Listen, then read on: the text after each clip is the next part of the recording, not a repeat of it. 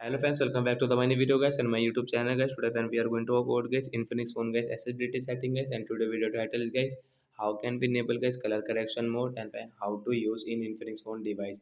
Friends, you don't know what is color correction and how to enable and how to use it. So in this video guys I will show you guys. So first of all guys you will have to on guys your phone setting guys. After on phone setting guys, you can see this tab setting in your Infinix phone device. So friends, you will have to click on guys your phone special function setting guys. Tap on special function and guys you will have to click on phone accessibility setting. Then guys again scroll.